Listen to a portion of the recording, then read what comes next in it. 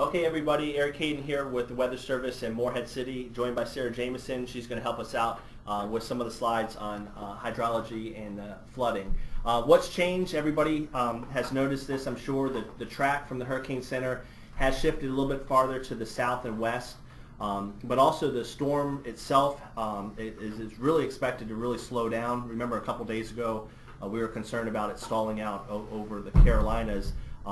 Really thinking that it'll slow down with the approach, and that'll have some impacts on us for sure. Extreme rainfall amounts expected, especially across our southern coastal counties as it stands right now based on the current track. Major river flooding is likely. The impacts have not changed. Life-threatening impacts from wind, storm surge, flooding, rain could be catastrophic with regards to flooding, both flash and river flooding based on the current rainfall amounts and track. Something that we're going to have to start to pay attention to well ahead of the landfall is the possibility of tornadoes. So we'll go over that as well. So extreme impacts, again, wind, surge, rainfall, moderate from tornado, and you'll notice the plus symbol for rainfall. So we'll go into that a little bit more. That's one thing we're going to start to do here today at the office on social media, and then with you folks, our partners, is trying to get that message out on water. Hurricane warning went out yesterday evening. That is unchanged. Here's the latest track from the Hurricane Center, winds at 130 miles per hour. We mentioned the slower movement, landfall sometime late Friday, possibly as a major hurricane. And I know everyone's focused on the track itself, and yes, it has shifted a little bit farther to the left. Something we're carefully watching, but just as easily as it shifted to the left, it could shift back to the right. And the reason why we say that, that can happen with any landfalling system, subtle changes to the track. But the currents high up in the atmosphere that are steering Florence are really going to slow down as Florence approaches. Because of that, prolonged wind, wave action, and periods of rain, but also because of those very, very light winds high in the atmosphere, the track could, again, just as easily wobble back to the right as the left. So that's very important to emphasize. The other thing that is very important to emphasize is this cone only shows the most probable path for the center of the storm. Impacts will extend well away from it, and you can see it on the lower right hand of your screen, 5 a.m. Wednesday. That's the tropical storm force wind field in orange, and that darker shading is the hurricane force wind field. Notice it extends beyond the cone. So again, yes, it's encouraging of a track away from our area, not saying that's not, but we're still going to have major impacts from Florence, and it could shift back to the right as well.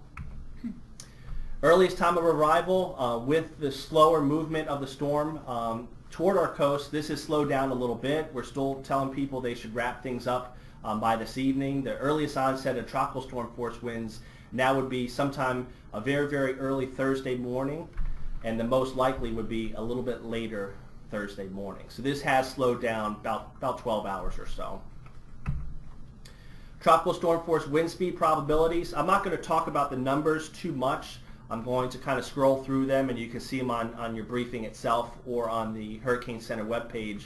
80 to 100 down near the coast, but what I want to emphasize with these three slides, that's based on the current track and current landfall. This could easily shift farther to the left. It could easily shift farther to the right because of those light steering currents that we just mentioned. Some uncertainty for sure as we get toward the coast because of those very, very light winds. So we're showing you these probabilities, but again, they can shift left or right based on that final track. Storm surge threat, still high to extreme impacts, especially up the Neuse and Pamlico rivers along the south-facing coastline. We'll talk a little bit more about that here in a second, but places like Onslow Bay, White Oak River, and I mentioned the Pamlico and the Neuse. Storm surge warning remains in effect. That is unchanged, just like the hurricane warning. This is possibility of life-threatening inundation 3 feet or greater.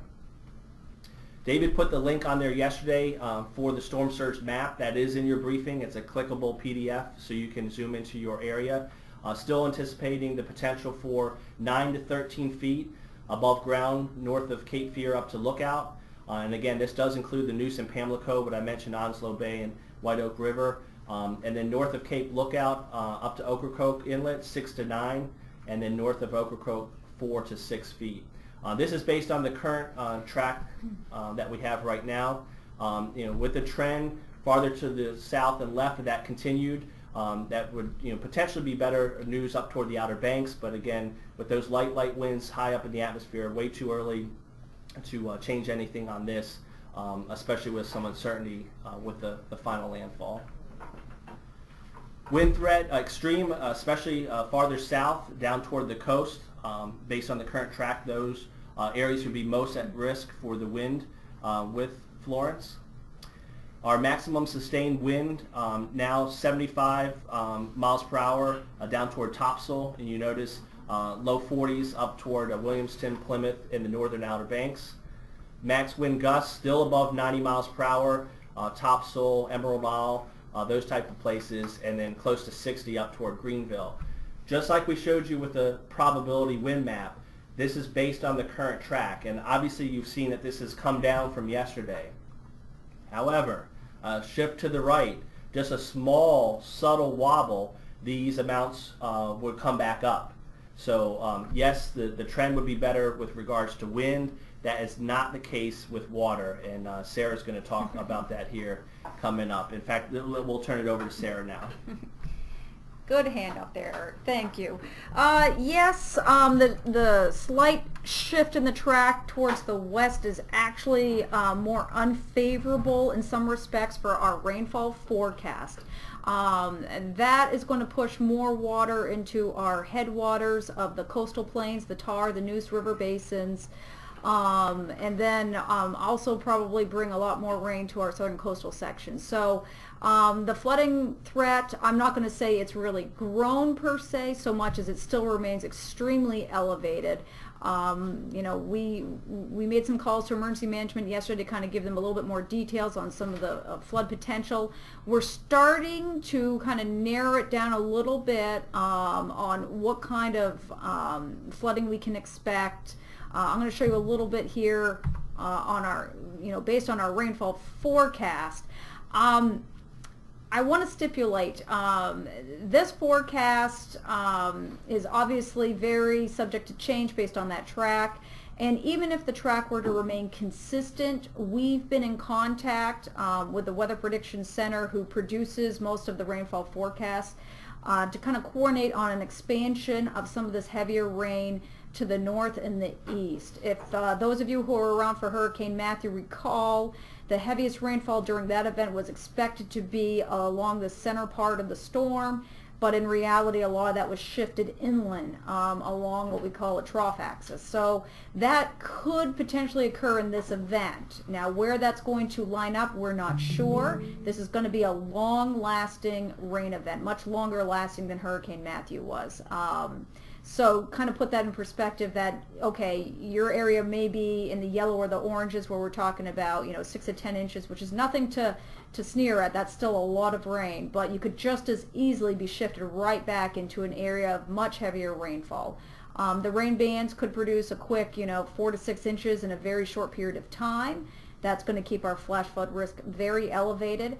We just don't have the specificity to say exactly where any kind of a boundary is going to develop and where that axis of heaviest rain is going to occur. So that being said, our current forecast does favor, in some areas, feet of rainfall. We are expecting, given the long duration of this event, the slow forward motion of it, even if the track shifts a little bit left, a little bit right, we are going to be getting the rain for at least a few days of very torrential rainfall. So that is going to be problematic in one form or another for almost the entire region. Trying to focus it a little bit more on the threat to the rivers.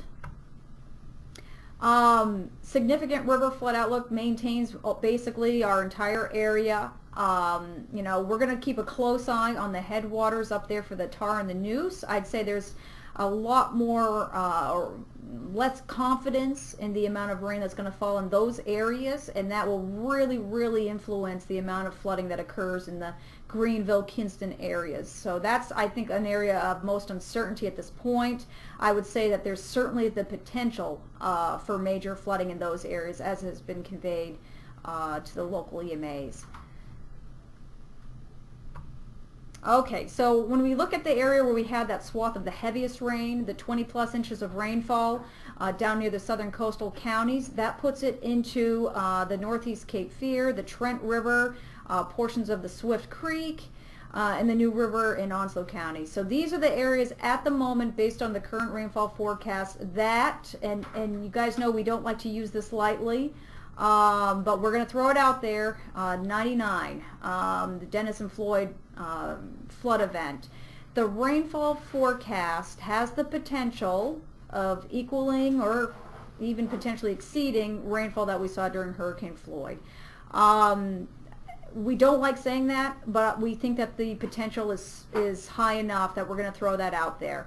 Areas that we think are at the moment most susceptible to seeing that kind of rainfall and subsequent flooding are listed here. I think Jones County right now, you know, we are looking at Floyd-like flooding and the potential for the New River, the Swift Creek, northeast Cape Fear areas. The forecast that I have up here on the plot, that's for Chinkopin and Duplin County. As you can see, we're already showing it approaching those Floyd levels, and this does not include all the rainfall that we're anticipating with this event. So this is a very serious, catastrophic type flood event for some portions of our area, or at least a high potential of that occurring with this particular event. We're going to hope that the trend continues of the lesser rains to our north, and the storm may be shifting, you know, obviously away from our area. But what's most concerning and what's really going to determine how much rainfall we get is going to be the storm speed. If this storm continues to slow down its track, then we could see additional raises in these rainfall amounts and a rapid expansion of major flooding in these rivers. So it's very volatile. We're going to have to really pay close attention, not just now leading up to, but once we're actually in the event, on what the flood potential is, because this will last well into next week should we get the kind of rainfall that we're anticipating. So this is not going to be just a short-fused event. But of course the flash flood risk will be short-fused. We don't want to downplay the flash flood risk. We're going to be seeing rainfall rates, very torrential rainfall rates, as you're all familiar with. That is going to lead to pretty extensive flash flooding for the entire area, especially as we get bands moving in. So, you know, 1-2 punch, flash flooding during the event, and then we're going to have to assess and see how much rain is going to result in what kind of river stages well into next week.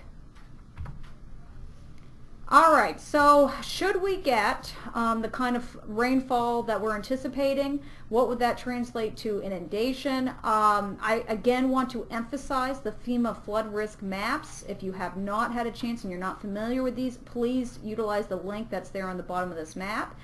Here's just an example of one showing flooding from the Gum Branch in Onslow County, just south of Richland. You can see that it's suggesting and favoring flooding of Highway 24. All right, so this is going to have, you know, significant impacts to a lot of your access routes. Looking at right now, based on the current rainfall forecast, we're looking at probably flooding of Highway 24 in Onslow and Carteret counties. I-70 in Carteret County, Highway 17 in Jones County at Pollettsville, and I-40 in Duplin. Very similar to what we saw in Matthew and Floyd down there in Duplin County. So for any kind of resources that need to be deployed in advance of this, please take that into account. Utilize those FEMA flood maps to identify where your access might be cut off. So again, can't emphasize that enough. And for the rest of the area, you know, I'm going to continue to repeat the 1 or 0.2% chance of flooding, aka 100 or 500 year flood events. The threat is there for our entire area.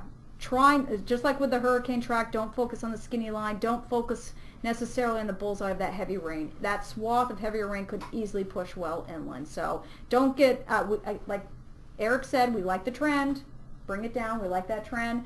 But don't get too comfortable just yet. We still have a long ways to go before we know exactly what's going to happen with Florence. Okay, and I think that's all I have for the flooding. All right, Sarah, really appreciate her expertise coming down. If you're not aware, she came down from Cleveland to help us out like she did with Matthew. So really appreciative of that expertise with that. We're going to wrap things up here.